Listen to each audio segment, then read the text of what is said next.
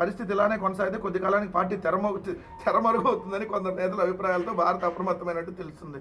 మీ దుంపల దగ్గ రాసినప్పుడు చూసుకోవాలి కదా, ఏ పార్టీ తెరమరుగవుతుందో భవిష్యత్తులో మీరు చూస్తారు కదా.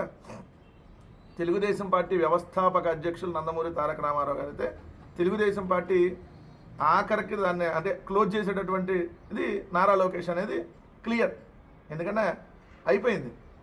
సో మీ పార్టీ పరిస్థితి ఏందో మీకు అర్థమవుతుంది, అందుకనే ఇలాంటి వార్తలు రాశారు. రేపొద్దున ఏం రాస్తారు, మళ్ళీ 2 రోజులు పోయినాక భారతమ్మ గారు వస్తానని ఇంట్రెస్ట్ చూపుతున్నా జగన్మోహన్ రెడ్డి గారు రానియట్లేదని కూడా రేపు వార్త రాస్తారు. మీ బతుకులు అంతే కదా, తల్లి చెల్లి భార్య, మీరు మీరు ఏడ్చే బతుకులు ఇది దీని మీద కదా. అయినా మహిళలను అడ్డం పెట్టుకొని నీచాతి నీచమైన రాజకీయాలు చేయడం మీకు అలవాటు. జయప్రదంగా తెలుగుదేశం పార్టీని వాళ్ళ అకౌంట్ని ఎలా లాక్కున్నారో అందరికీ తెలుసు.